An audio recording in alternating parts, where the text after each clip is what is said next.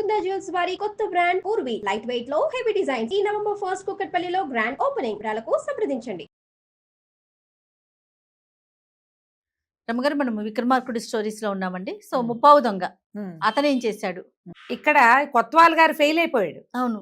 దాంతో మంత్రి గారు అని ఏమన్నాడు, ఆ కోలాహలుడు ఆయన పేరు, నేను చూస్తానండి, నేను చాలా తెలివిగల వాడిని, ఇలాంటివి ఎంతమందినో చూశాను, ఇక నాదే బాధ్యత అని ఆయన ఊళ్ళో తిరగటం మొదలుపెట్టాడు. సరే ఇక్కడ ఏమైంది, కార్తికేయుడు కుమారుడైన ముప్పావు దొంగ మూడో కుమారుడు ఏమన్నాడు, నేను ఊళ్ళోకి వెళ్తానన్నాడు. వాళ్ళ నాన్న చెప్పాడు, ఆల్రెడీ 2 దొంగతనాలు చేసి వచ్చారు, ఊరంతా గగ్గోలు ఎత్తిపోతూ ఉంటుంది, జాగ్రత్తగా చెయ్యాలి నువ్వు అంటే, సరే చూస్తానన్నాడు. వీడు వచ్చి ఊళ్ళోకి దిగాడు. ఊళ్ళోకి దిగి కాస్త అటు ఇటు తిరిగి ఊళ్ళో ఎవరినో కనుక్కున్నాడు. ఏమిటండి మీ ఊరు సంగతులు అంటే, మా ఊరంతా దొంగతనాలు, ఈ ఊరు ఎందుకు వచ్చావురా ఆయన నువ్వు, అసలు ఎన్ని దొంగతనాలో, చిన్నవి పొన్నవి ఎలాగూ ఉంటుంటాయి ఎప్పటికప్పుడు, ఇప్పుడు కొత్తగా తెలివిగల దొంగలు వచ్చారు, అసలు ఈసారి మా మంత్రి గారు కడ్బంధం చేసి నడుం బిగించి దిగాడు, మంత్రి మహా తెలివిగలవాడు, ఆయన సామాన్యుడు కాదు, ఈసారి దొరికేశారే వాళ్ళు. సరే మంత్రి గారి సంగతి పట్టాలి వీడు. అదే ఏం చేశాడు, కాస్త మంత్రి గారి వ్యవహారం అన్నీ కనుక్కున్నాడు. ఈయనకి ఏమంటారంటే, మన వ్యాపారస్తుల వీధిలో ఉన్న ఒక ఆవిడతోటి స్నేహం ఉంది. ఇటీవల ప్రతిరోజు 3వ జామున అక్కడికి వెళ్తున్నాడు. ముందంతా సంగీతం వినటానికే, ఇవాళ రాత్రి ముహూర్తం పెట్టుకున్నారు. ఆ సంగతి కనుక్కున్నాడు. ఎవరో చెలికత్తెలు పని వాళ్ళ ద్వారా కనుక్కుని, సరే 3వ జాము కంటే ముందే సరిగ్గా మంత్రి గారు ఎలాంటి బట్టలు వేసుకుంటాడో అలాంటి బట్టలు అదే తలపాగా వేసుకుని వాళ్ళ ఇంటికి వెళ్ళాడు. వెళ్లే ముందు ఏం చేశాడంటే, ఈ మంత్రి గారు ఉన్న వీధిలోనే సాయంత్రం అంతా తిరిగాడు. ఆయన కేకలు అరుపులు, ఆయన గొంతంతా తెలుసుకున్నాడు. కొద్దిగా గొంతు మార్చి పోయి ఆ మీనాంబ ఇంటికి వెళ్ళాడు. వెళ్ళాక ఆవిడ అడిగింది, ఇదేమిటి పెందరాళే వచ్చారు, రోజు ఇట్లా రారుగా అంటే, అని ఉద్రేకం అంచుకోలేక ముందు వచ్చేసావు నువ్వు అనేసరికల్లా, అవును వాడు ఇంతకు ముందు వచ్చిన వాడు కొత్వాలు చూస్తున్నాడని కొత్వాల్ని మోసం చేశాడు, ఇప్పుడు నా వేషంలో ఇక్కడికి వస్తాడని జనంతా చెప్పుకుంటున్నారు, అందుకని నేను ముందే వచ్చాను, వాడెవడో నా వేషంలో ఇక్కడికి వస్తే వాడిని పట్టేయటానికి వచ్చాను, నువ్వు కాసేపు వీణ వాయించు, కొంతసేపు సంగీతం పాడు, మన ఇద్దరం ఎంజాయ్ చేద్దామని చెప్పాడు. ఈ మీనామ్మకి ఏం తెలుసు, రోజువారీ బట్టలు అటు ఇటుగా అంతే సైజు, గొంతు కూడా ఇంచుమించుగా అలాగే ఉంది, పైగా అమావాస్యకి కొద్దిగా దగ్గర రోజులు అంత వెలుగుగా లేదు, రాత్రి ఇది 2వ జాములో రాత్రి అయిపోయింది. సరే ఆవిడ లోపలికి పోయింది, వీణ వాయించింది, అది ఇది అయ్యింది. 3వ జాము సమీపిస్తుండగా ఈవిడ వీణ సందట్లో గమనించలేదు, కానీ వీడు దొంగ కదా, ముప్పావు దొంగ, వీడు చెవి బయటకే ఉంది, గుర్రాలు కానీ రథం కానీ వస్తున్న శబ్దం వస్తోందేమోనని గుర్ర బండి ఒకటి వచ్చింది. ఊళ్ళో అంతా గుర్ర బళ్ళు తిరుగుతూనే ఉన్నాయి. ఆ సందులో ఈ అమ్మాయిల కోసం వచ్చే ఎంతమందో వస్తున్నారు. ఓకే, కరెక్ట్గా ఈ ఇంటి ముందు గుర్ర బండి ఆగింది. చూసుకున్నాడు. చూసుకుని, మీనాంబ చాలా దాహంగా ఉంది, నువ్వు లోపలికి వెళ్ళి కొంచెం మంచి మజ్జిగ కలుపుకురా అని ఈ వీణ వాయిస్తున్న మీనాంబని లేవదీసి లోపలికి పంపించాడు. ఆవిడ ఏం చేసింది, ఏకాంతం కోసం పని వాళ్ళందరినీ పంపేసింది. ఇప్పటికి వారం రోజులుగా మంత్రి గారు ఒట్టిగా సంగీతమే వింటున్నాడు, ఇవాళ ఆవిడతో స్పెండ్ చేయాలనుకున్నాడు, ఏకాంతంగా ఉండాలనుకున్నాడు, పని వాళ్ళని పంపించేసింది. మజ్జిగది ఏంటంటే తెచ్చేందుకు ఎవరు లేరు, అవన్నీ కనుక్కున్నాడు వీడు, మనవాడు ముప్పావు దొంగ. ఈవిడ వంట ఇంట్లోకి వెళ్ళిపోయింది. వెళ్ళంగానే వీడు కప్పుకొని వీధి వాకిల వైపుకి వెళ్ళి తలుపు ఓరగా తీశాడు. తలుపు తీసుండేసరికల్లా ఆ మంత్రి గారు బండి దిగాడు. ఆయన కూడా ఏకాంతం కోసం స్వయంగా తోలుకొచ్చాడు బండి. ఎవరు లేరు బండిలో, ఆయన ఒకడే వచ్చేసాడు. లోపలికి వచ్చి ఏమిటి తలుపు అప్పుడే తీసావు, నా కోసం వేచి ఉన్నావా అని కబుర్లు చెప్పబోతూ లోపలికి వచ్చాడు. రాగానే ఈ లోపలను ముప్పావు దొంగ ఆయన్ని వంగ తీసి దబా దబా బాధేశాడు. బాధేసేసి ఆయన ఉత్తరం పెట్టి నోరు కట్టేసి ఎరా నన్ను మోసం చేద్దామనుకున్నావా, నేను లేనప్పుడు మా ఇంటికి వద్దామనుకున్నావా, అట్లా 4-5 మాటలు మాట్లాడాడు. ఈయన తేరుకుని నేనే మంత్రిని అనే లోపలే చితక పొడిచేసి మూతికి గుడ్డ కట్టేశాడు. ఆ వాకిలు తీయటానికి ముందుగా హాలు ఒక రవ్వ చీకటిగా ఉంది. ఈయనేమో ఈ వీణ వాద్యానికి మధ్య గదుల్లో ఉన్నాడు. ఈ మొదటి గదిలోనే తలుపు తీయంగానే కనపడేలాగా ఈ మూటలాగా కట్టేసి ఆ మంత్రి గారిని అక్కడ కూర్చోబెట్టేసి లోపలికి వచ్చేసాడు. 5 నిమిషాల్లో జరిగిపోయింది. ఆవిడ లోపలికి వెళ్ళి కాస్త మజ్జిగిట్ట చిలికి చెంబులో కాస్తంత ఉప్పు పంచదార వేసి ఆమె తెచ్చేసరికి ఈ పని అయిపోయింది. ఆ మజ్జిగ తాగాడు. అక్కడి నుంచి ఆమెను దగ్గరికి తీసుకుని లోపల గదిలోకి తీసుకెళ్ళిపోయాడు. ఇద్దరు కలిసి చాలాసేపు గడిపిన తర్వాత ఏమన్నాడు, మీనాంబ స్నానం చేయాలనుంది నాకు అంటే, ఏముంది పెరట్లో గోలెంలో నీళ్లున్నాయి, స్నానం చేసిరంటాను. ఇప్పటిదాకా ఈ మంత్రి గారు ముందు గదుల్లోనే ఉన్నాడు కానీ ఆయన ఎప్పుడు వెనక గదిలో ఇప్పుడేగా వస్తున్నాడు. అదేలే. సరే ఇతను ఏం చేశాడు, లోపలికి వెళ్ళి ఆ గోళాల్లో ఉన్న నీళ్ళన్నీ ఉంపేశాడు. ఆ వెనక పెరట్లోకి వెళ్ళి కేకలు పెట్టాడు, మీనాంబ నీళ్ళు ఒక్క చుక్క నీళ్లు లేవు, స్నానం చేద్దామంటే అని కేకలు పెట్టాడు. ఆవిడని పనివాళ్ళు లేరు, ఎవరు లేరు. ఆవిడ ఏం చేసింది, ఈ నిద్రలో అధాటును లేచింది కదా, చేతికి అందిన చీర మాత్రం చుట్ట పెట్టుకుని చటుక్కని బయటికి వెళ్ళింది. వెళ్ళి చూసేసరికల్లా ఏముంది, ఆయన నుంచుని ఉన్నాడు, నీళ్లు లేవు. సరే ఏముందండి, నది మనకి ఇంటి వెనకాలే ఉంది, దాన్ని ఏతం పెట్టి తోడుకోవచ్చు. ఈ ప్రతి ఇంటికి ఏం చేస్తారంటే ఈ పిట్టగోడల పక్కన కొంచెం పారే ఏరు అలాంటివి ఏమైనా ఉన్నాయనుకో, ఏతామని ఒక తాట, మన దాన్ని ఏమంటారంటే వెదురుతోటో తాటాకుతోటో బుట్టల్లాగా అల్లుతారు. ఈ బుట్టని అటు నీళ్ళల్లోకి వేసి ఇప్పుడు మన బావి చేదినట్టే ఏతానవతటం ఇట్లా ఇట్లా అనాలన్నమాట, అంటే వస్తుంది. ఆ గట్టెక్కి ఏతం తోడుకోవాలి. ఈ అమ్మాయి ఏమంది, నేను గట్టెక్కి తోడతాను, పోసుకుందరు కానీ నీళ్ళని గట్టెక్కింది. గట్టెక్కేసరికల్లా ఈ చీకటి మాటన ఆవిడ అరకొరగా ఒక చీర అలాగా చుట్టు పెట్టుకుని వచ్చింది. ఈ చేతులతో విస్సురుగా పనిచేసి 4-5 సార్లు ఆ నీళ్లు తోడేసరికల్లా ఆ నీళ్ళు ఎత్తి పోసుకున్నాడు మన ముప్పావు దొంగ. ఆవిడ గట్టు మీదే నుంచుంది. చటుకుని పెద్ద గాలి వచ్చి ఈవిడ చీర ఒంటి మీద నుంచి జారి ఆ నీళ్ళల్లో పడిపోయి ఖాళీగా నుంచుంది. అయ్యో, నుంచునేసరికల్లా ఈ ముప్పావు దొంగ నాడు, అయ్యో నీ చీర పడిపోయిందా, నేను లోపలికి వెళ్ళి నీ చీర పట్టుకొస్తాను, నువ్వు అక్కడే నుంచో అని ఆ గట్టు మీదే ఆమెను నుంచోబెట్టి లోపలికి వచ్చాడు. లోపలికి వచ్చి ఇక అమ్మాయి నగ నట్ర మొత్తం ఆ లోపల ఉన్నవన్నీ సర్దేశాడు. మంత్రి గారిని చిత్త కొట్టాడుగా, ఆయన మెడలో ఉన్నవి చెవులకు ఉన్నవి తీసేశాడు. ఈ అమ్మాయి ఈతనితో పాటు శయనించే ముందు నగ నట్ర తీసి యువతలు పెట్టింది కొన్ని, అవన్నీ పుచ్చేసుకున్నాడు. మొత్తం కలిపి అక్కడ ఉన్న పట్టుబట్టలు మంత్రి గారి బట్టలతో సహా మూట కట్టుకుని జంపు. తెల్లవారింది. మంత్రి గారి ఇంటి దగ్గర మంత్రి గారు ఏరి కబురొచ్చింది, చూసుకున్నారు. సుప్రభాత సేవ వేళకి ఆయన వచ్చేయాలి, కనపడలేదు. ఏరా ఏమిరా అంటే 3వ జామున ఎక్కడికో వెళ్ళారండి అన్నారు. అనగానే సైనికులు 5-6 మరి పొద్దున్నే రాలేదేంటి, ఆయన తీసుకురావడానికి సైనికులు వచ్చారు. వాకిట్లో బండి ఉంది, ఎవరు మనుషులు లేరు. ఈ లోపల ఏమైంది, తెల్లవారిందిగా. మీనాంబకి ఇంటికి రోజువారీ పొద్దున్నే వచ్చేవాళ్ళు వస్తారు, పనిచేసేవాళ్ళు, ఇరుగు పొరుగు ఎవరో ఉంటారా. అందరూ చూస్తే ఏముంది, బయట బండి బయటే ఉంది, తలుపు కొంచెం ఓరగా తెరిచున్నట్టు కనపడింది. పొద్దున్నే ఓరగా ఎటై తెరిచి ఉంటుంది, తలుపు కొట్టాలి. వీళ్ళు తలుపు మీద చెయ్యేసేసరికి తలుపు ఏమో తెరుచుకుపోయింది. మంత్రి గారు ముద్దలాగా చుట్టబడి అక్కడ ఉన్నాడు. నిర్ఘాంతపోయారు, ఇదేమిట్రా అని. ఆ మంత్రిని లేవదీశారు. ఇల్లంతా ఏదో ఖాళీగా ఉన్నట్టు అనిపించింది. మీనాంబేది లోపలికి వెతికి వెళ్తే అన్ని గదులు చూశాక కనపడలేదు. ఊరికే ఎవరితో ఒక పక్కింటి ఫ్రెండు, ఏమిటి ఎక్కడిపోయింది, వంటిటో ఉందా పెరటో ఉందా అని పెరట్లోకి వెళ్ళేసరికల్లా ఏముంది, అప్పుడే తెల్లవారింది. ఒంటి మీద ఏమీ లేకుండా నుంచునుంది ఆ గోడ మీద. అక్కడే ఉంది. అక్కడే చీర తెస్తానన్నాడు కదా, అక్కడే కూర్చునుంది. ఆ కేకలేసింది, అదేమిటే బట్టలు లేవంటే, మంత్రి గారు వెళ్ళారు బట్టలు తేవడానికి అంటుంది. ఏ మంత్రి, నీ బొంద, ఆయన ఇట్లా కట్టేస్తున్నాడు. అక్కడి నుంచి లోపల నుంచి ఏదో చీర పుచ్చుకొచ్చారు, చుట్టపెట్టారు, ఆవిడని దింపారు. ఏం జరిగింది అంటే, మంత్రి గారు తన్నులు తిన్నాడు, ఈవిడ ఆయనతో మోహపరవశంలో కొంత సమయం గడిపింది. నగలేదు, నటరలేదు, గోవింద. ఊరంతా అలా గొల్లుమని పోయింది. మంత్రిని కూడా ముంచాడే వాడెవడో. ఇప్పుడు వీడు వేరేవాడా ఏమిటో తెలీదు. ఈ వచ్చిన వాడిని ఆ అమ్మాయి చీకట్లో చూసింది కానీ వాడిని వర్ణించలేదు. ఒడ్డు పొడుగు మంత్రి గారు అంటున్నాడు. మంత్రి గారు కూడా ముసలే ఆయన కాదు, 30 ఏళ్ళు ఆయన. వీడు అంతే వయసు, చీకటి, పైగా వ్యామోహము మోహము. ఆవిడేం చూసింది, ఇందులో బాగా చూడబడిన వాడెవడు, ఒకడు కొత్తవాళ్ళ గారు అల్లుడు. అక్కడి నుంచి ముందొచ్చిన పావు దొంగ, అతన్ని ఇద్దరు చూశారు. అతన్ని మంగళాయన చూసి గడ్డం గీశాడు, బట్టల షాప్ చూశాడు. మంగళ తను చెప్పాడు వాడికి 23 ఏళ్ళు ఉంటాయి, అంతకంటే లేదు, లేత గడ్డం. కొత్తవాళ్ళ గారింటికి వచ్చిన వాడు కొంచెం గడిదీరున్నాడు, కండలు తిరుగున్నాడు కదా. సో వీడు కొంచెం చిన్నపిల్లాడు, వాడు కొంచెం పెద్దవాడు. ఇప్పుడు చేసిన ఈ క్రియ అంతా చూస్తే ఇంకా పెద్దవాడు అనమాట వాడెవడో. ముగ్గురు ఒకళ్ళైనా వేరువేరా, ఒకళ్ళే అవడానికి అవకాశం లేదు. వీడు చిన్నవాడు, మొదట వచ్చినవాడు, వాడైతే డెఫినెట్గా ఈ పని చేయాలి. ఇలా మాట్లాడుకున్నారు. ఊరంతా తెలిసి గందరగోళం అయిపోయింది. రాజుగారు అన్నారు, చిచ్చే మీ అందరి వల్ల కాదు, ఈసారి నేనే దిగుతాను.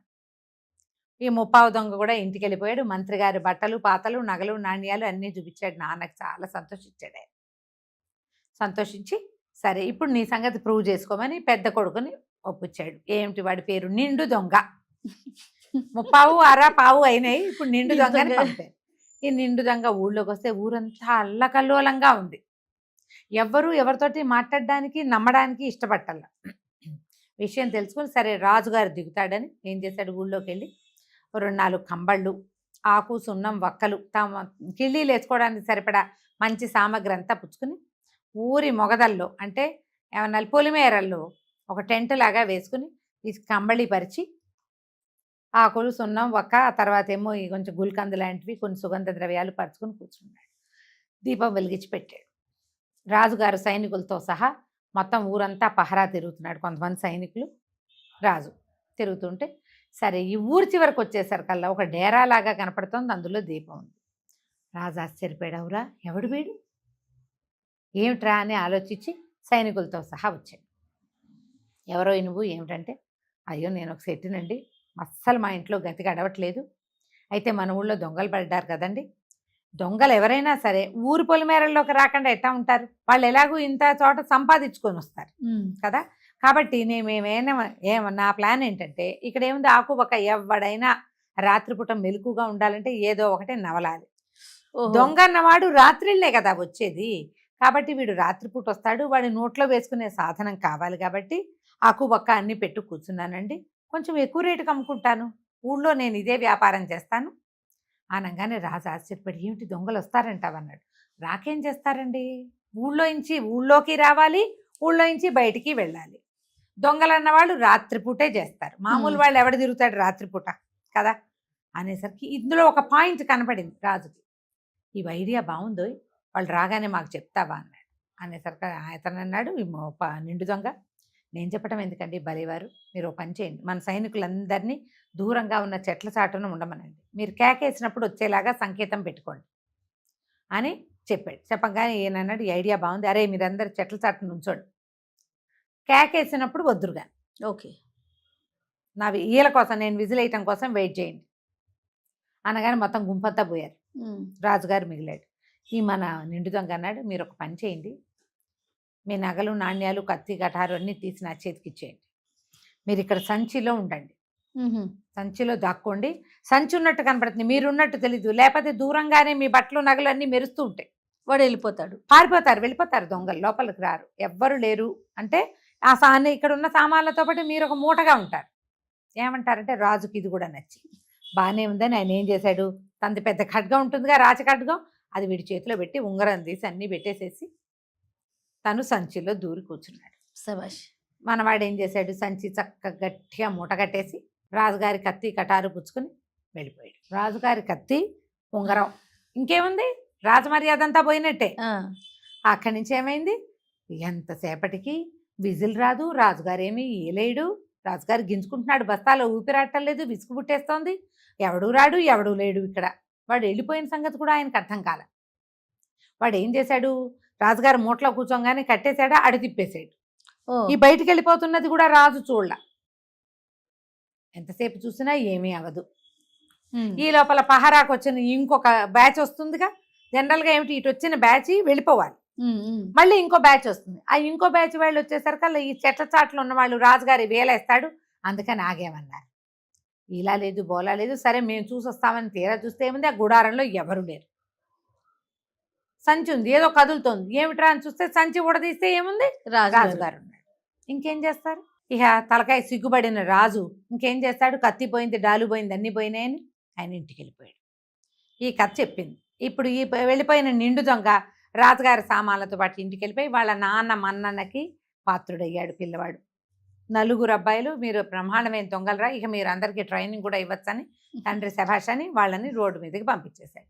ఇప్పుడు ఈ పయ్యది ఉందిగా మాట్లాడుతుంది పైట, ఆ పైట గుడ్డ, అదేమంది, ఓ రాజా చూడు ఎంత మంచి కథ విన్నావు, నువ్వు చెప్పు, వీళ్ళలో అందరికంటే గొప్పవాళ్ళు ఎవరు, అందరికంటే తెలివైన వాళ్ళు ఎవరు, రాజు, మంత్రి, కొత్వాలు నా, లేకపోతే నిండు దొంగ, పార దొంగ, ముప్పావు దొంగ, పావు దొంగ, అర దొంగ, వీళ్ళ అనేసరికల్లా రాజుగారు అన్నాడు, ఏముంది, దొంగతనం ఎవరైనా చేస్తారు, వీళ్ళు చూడు రాజు వాళ్ళు ఎంత తెలివిగా ప్లాన్ చేశారో పాపం, వీళ్ళే చాలా తెలివైన వాళ్ళు, చాలా ప్రయత్నాలు చేశారు వాళ్ళు అన్నాడు. అనగానే చొప్పదంట సమాధానం కదా అది, ఈ రాజకుమారి గోళ్ళు కొరుక్కుంటూ వినేస్తోంది కథ అంతా. వినేసరికల్లా ఉన్నట్టుండలే ఇంకా నయం, వాళ్ళకేం తెలివండి, మీరు సరిగ్గా వినరా, ఇంత మంచి కథ చెప్తుంటేను మీరు సరిగ్గా వినలేదు. అసలు అందరికంటే తెలివైన వాళ్ళు దొంగలు. ఒకడు ఒక కొట్టువాడిని మంగళవాడిని మోసం చేస్తే, రెండో వాడు కొత్త వాళ్ళని మోసం చేశాడు, మూడో వాడు మంత్రిని మోసం చేస్తే, నాలుగో వాడు ఏకంగా రాజునే మోసం చేసేసాడు. తెలివి గల వాళ్ళంటే దొంగలండి, రాజులు కాదు. మీరు ఒట్టి తెలివి తక్కువ వాళ్ళనే ఉన్నారు, కథలు సరిగ్గా వింటలేదు మీరని అనగానే పక్కపక్క నవ్వాడు విక్రమార్కుడు. నవ్వి, ఓ పయ్యదా, నీ వల్ల చూడు పలకని పడితే ఎన్ని మాటలు మాట్లాడిందో అనగానే ఆ పిల్లకి సిగ్గు ముంచుకొచ్చింది. అప్పుడు తట్టింది. తను మాట్లాడేసి ఎన్ని మాటలు మాట్లాడింది. అమ్మాయి మాట్లాడాల్సింది 3, ముందే ఓసారి ఒక 4 వాక్యాలు మాట్లాడేది. ఇప్పుడు ఈ మళ్ళీ మాట్లాడంగానే నా వెంటనే ఆవిడకి తెలిసిపోయింది. మొహమాట పడి ఏమంది, మీలాంటి తెలివిగల వాళ్ళ కోసమే మా అమ్మ ఇంత ప్రయత్నం చేసింది, ఉండండి నేను మా అమ్మ కబురు చేస్తానని తల్లికి కబురు చేసింది. ఈయన చాలా తెలివిగలవాడు, 3 మాటలు కాదు 30 మాటలు మాట్లాడిచ్చాడు నాతోటి అనేసరికల్లా సరే తల్లి వచ్చి బాబు మీలాంటి గొప్పవారి కోసమే చూస్తున్నాము అనేసరికి విక్రమార్కుడు అన్నాడు, మరి ఇంతమందిని ఇన్ని రకాలుగా శిక్షలకి గురి చేశారు, వాళ్ళందరి సొమ్ము లాగేశారు, ఎవరి సొమ్ము వాళ్ళకి ఇచ్చేసి మీరు ఆల్రెడీ గుళ్ళు కొట్టించిన వాళ్ళందరికీ క్షమాపణ చెప్పి వాళ్ళ డబ్బు వాళ్ళకి ఇచ్చి వాళ్ళని పంపించండి, మీ పిల్లని నాకు ఇచ్చి పెళ్లి చేయండి అని. బాగానే ఉందిగా. అవును, చక్కగా వివాహం జరిపించారు. అక్కడి నుంచి ఇంతకు ముందంతా ఓడిపోయిన వాళ్ళు ఉన్నారుగా, వాళ్ళందరికీ ఎవరి సొమ్ములు వాళ్ళకి ఇచ్చేశారు. ఇచ్చేసి ఈ పిల్లని విక్రమార్కుడికి అప్పచెప్పారు. ఇతను ఏం చేశాడు, ఆ అమ్మాయిని వెంట పెట్టుకొచ్చి అడవిలో పెట్టాడు. ముందు తను వచ్చేటప్పుడు సైన్యాన్ని తీసుకొచ్చాడు కదా, రాజుగారు ఇచ్చారు సైన్యాన్ని, వాళ్ళనేమో ఓ సత్రంలో వదిలిపెట్టాడు. ఆ సత్రానికి వెళ్ళి ఓ పల్లకి తీసుకొచ్చారు. వచ్చేటప్పుడు ఈ రాజకుమార్తె ఈ పిల్లని, ఈ పలకని పడతి అమ్మాయిని ఆ పల్లకి ఎక్కించి తన స్నేహితుడైన భట్టి అతన్ని కేకేసి బెహతాళుతో సహా మళ్ళీ వెనక్కి ప్రయాణం చేసుకొచ్చారు. ఏం చేశాడు, అడవిలోకి రాగానే వేషం మార్చుకున్నాడు. అప్పటిదాకా ఉన్న యువకుడి వేషం లేదు, యువకుడి వేషము లేదు, ఈ తెలివిగలవాడి వేషము కాదు. మొట్టమొదట ఒక వృద్ధ వేషం వేసుకుని కదా వెళ్ళాడు. అవును, ధనవతి గుణవతి దగ్గరికి ఆ వృద్ధ వేషం వేసేసుకున్నాడు. మళ్ళీ వేసుకునేసరికల్లా అక్కడి నుంచి ఏం చేశాడు, చుట్టూ అక్కడ ఇక్కడ కట్టెలు పుల్లలు అన్నీ ఏరుకొచ్చేసరికల్లా ఈ పిల్ల చూసింది, ఈ పలకన పడతి చూసి ఏమడిగింది, అయ్యా మీరు ఇంత పెద్దవారు, మీరు ఎందుకండి ఈ కట్టెలు పుల్లలు అన్నీ మోస్తున్నారు, ఇక్కడ ఇంతమంది ఉన్నారు, వీళ్ళలో ఎవరికైనా చెప్పండి, మీరు మొయ్యబోకండి అంటే, కాదమ్మా నేను పురోహితుణ్ణి, నిన్ను మీ భర్త ఇంట్లో గృహప్రవేశం చేయించాలంటే ఈ కట్టెల మోపు నువ్వు పెట్టుకుని నెత్తి మీద ఊళ్ళోకి నడిచి రావాలి, ఇక్కడ మా సిద్ధాంతం అదేను, నీ భర్త ఇంటికి వెళ్దు కానీ ఈ కట్టెల మోపు నెత్తి మీద పెట్టుకుంటే, ఓహో వీళ్ళ పద్ధతి ఇది అనుకుని ఆ పెళ్లి కూతురు ఏం చేసింది, ఆ కట్టెల మోపు నెత్తి మీద పెట్టుకుని నడవడం మొదలుపెట్టి ఊళ్ళోకి నడిచొస్తోంది. ఈ నడిచొస్తున్న దాన్ని చూసేసరికల్లా నిర్ఘాంతపోయారు. మహాసౌందర్య రాశి, దీని వెనకాల పల్లకీలు అవి ఇవి వస్తున్నాయి, ఈమెమో నడుస్తుంది, ఈ అమ్మాయి ఏమో నడుస్తుంది, పక్కనేమో ముసలాయన ఉన్నాడు. ఈ ముసలాయన ఎవరు, ఇంతకుముందు రాజుగారి ఛాలెంజ్ని ఎదుర్కొని అదేదో ఊరెళ్ళి ఆ పిల్లని మాట్లాడని పిల్లని తీసుకురావాలన్న వడంబడికి సిద్ధపడి వెళ్ళిన వాడు. ఆయన పక్కన ఒక అందాలు రాసిందంటే ఇది అదే కదా, అంతేగా. ఊరంతా నిర్ఘాంతపోయింది. ఇతను ధనవతి ఇంటి మీద నుంచి నడవటం మొదలుపెట్టాడు. ఎప్పుడైతే ఈ అమ్మాయి ఇట్లా వచ్చిందో అక్కడ ఉన్న చాలా మంది చెలికత్తెలు వాళ్ళంతా కేకలు పెట్టారు.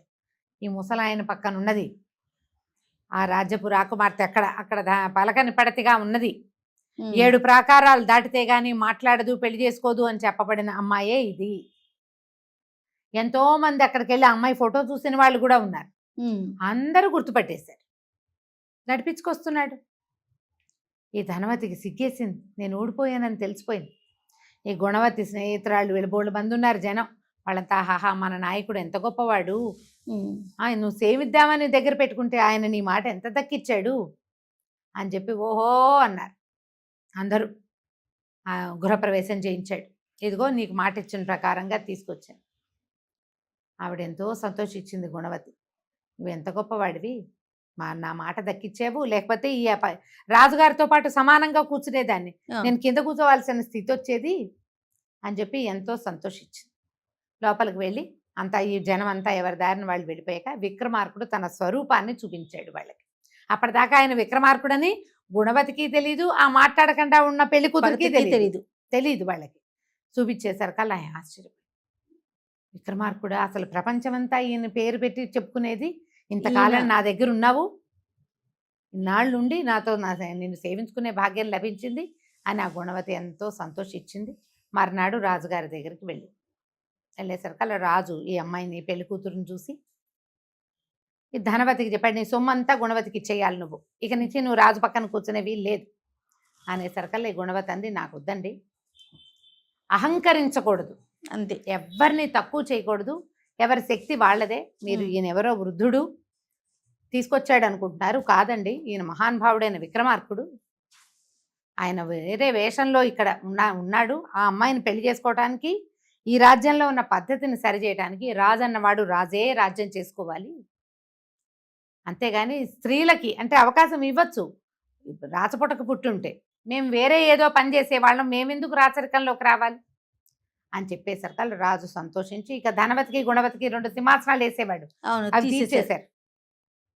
ఈ విక్రమార్కుడిని కాళ్ళు కడిగి ఆయన తీర్థం నెత్తి మీద చల్లుకుని, నీలాంటి గొప్పవాడు మా ఊళ్ళో ఉండటమే మాకు విశేషం అని చాలా సంతోషించి ఆ గుణవతిని రాజుకు అప్పచెప్పేశాడు.